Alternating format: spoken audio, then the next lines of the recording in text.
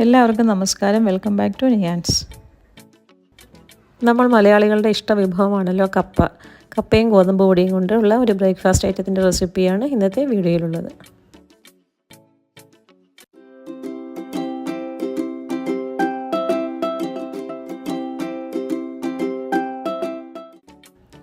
ഒന്നര കപ്പ് ഗോതമ്പ് പൊടി ഒരു ബൗളിലേക്ക് ഇട്ട് കൊടുക്കാം.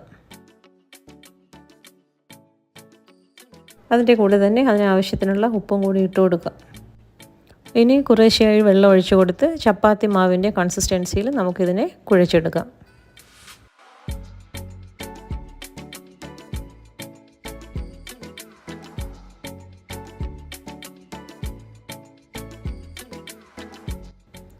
കുറേശ്ശെയായിട്ട് വെള്ളം ഒഴിച്ചു കൊടുത്ത് മാവ് നല്ലതുപോലെ കുഴച്ചെടുക്കാം.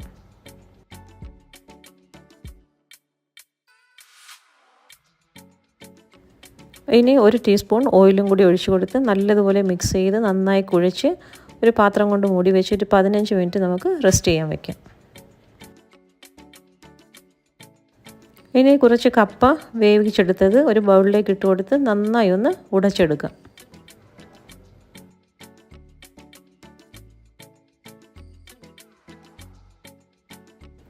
നന്നായി ഉടച്ചെടുത്തതിന് ശേഷം അത് ഒരു പാത്രം കൊണ്ട് മൂടി വയ്ക്കാം.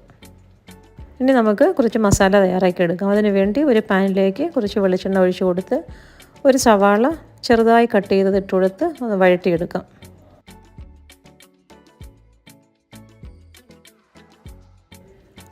അതിലേക്ക് ഒരു ടേബിൾ സ്പൂൺ ഇഞ്ചി വെളുത്തുള്ളി ചതച്ചതും കൂടി ഇട്ട് കൊടുത്ത് നല്ലതുപോലെ ഒന്ന് ഇളക്കിയെടുക്കാം.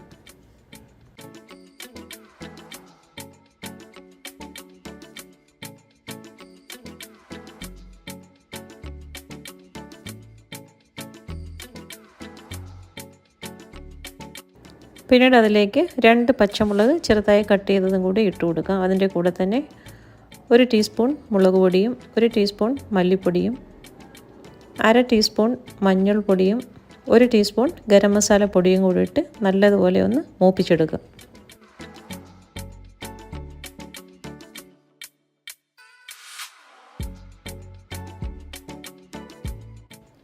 മസാലയെല്ലാം നന്നായി മൂത്ത് വരുമ്പോൾ അതിലേക്ക് മസാലയ്ക്ക് ആവശ്യമായ ഉപ്പും ഇട്ട് കൊടുത്ത് നമ്മൾ നേരത്തെ വേവിച്ച് ഉടച്ച് വെച്ചിരിക്കുന്ന കപ്പയും കൂടി ഇട്ട് കൊടുത്ത് നല്ലതുപോലെ ഒന്ന് മിക്സ് ചെയ്തെടുക്കുക.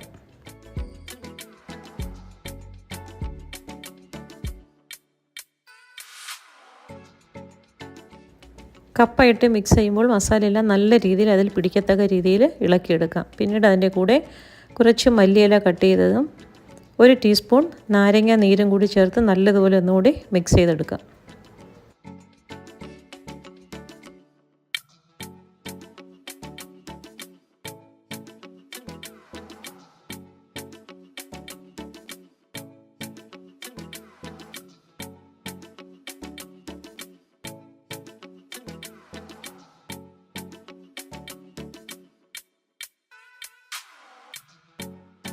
ഇനി അതൊരു ബൗളിലേക്ക് ആക്കി വയ്ക്കാം. ഇനി നമ്മൾ നേരത്തെ തയ്യാറാക്കി വെച്ചിരിക്കുന്ന മാവ് ഒന്നുകൂടി ഒന്ന് നല്ല രീതിയിലൊന്ന് കുഴച്ചെടുക്കാം. പിന്നീട് അതിൽ നിന്നും ഒരു വലിയ ബോൾ നമുക്ക് മാറ്റിയെടുക്കാം. അത് നന്നായി കയ്യിൽ വെച്ച് ഒന്ന് ഉരുട്ടിയെടുത്തതിന് ശേഷം ചപ്പാത്തി പലകയുടെ പുറത്തോട്ട് ചെറുതായിട്ടൊന്ന് നമുക്ക് പരത്തിയെടുക്കാം. അത് പരത്തിയതിന് ശേഷം മസാലയിൽ നിന്ന് ഒരു ചെറിയ പോർഷൻ ബോളാക്കി എടുത്ത് അത് ഇതിനകത്ത് വെച്ച് നമുക്കൊന്ന് കവർ ചെയ്ത് ഉരുട്ടിയെടുക്കാം.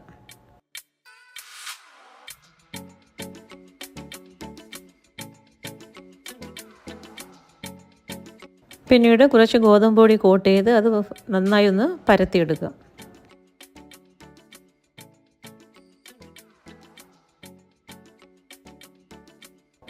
പരത്തിയെടുക്കുമ്പോൾ ഫില്ലിങ് പുറത്ത് പോകാത്ത രീതിയിൽ ഒരുപാട് പ്രസ് ചെയ്യാതെ പരത്തിയെടുക്കണം.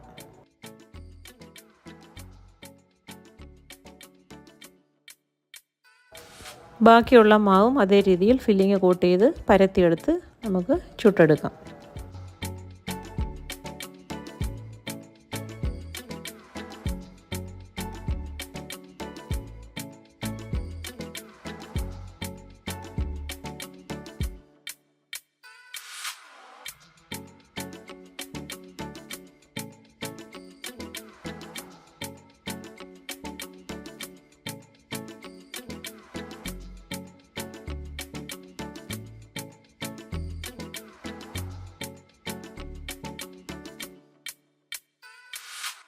ഇനി നന്നായി ചൂടായി കിടക്കുന്ന ഒരു തവയിലേക്ക് ഇട്ട് കൊടുത്ത് തിരിച്ചും മറിച്ചും നന്നായി ഒന്ന് പൊള്ളിച്ചെടുക്കാം.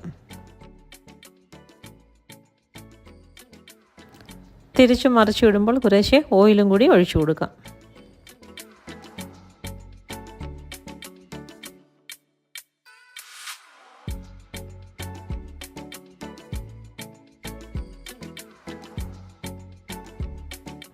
ഇതേ രീതിയിൽ തന്നെ നമുക്ക് ബാക്കിയുള്ളതെല്ലാം തയ്യാറാക്കിയെടുക്കാം.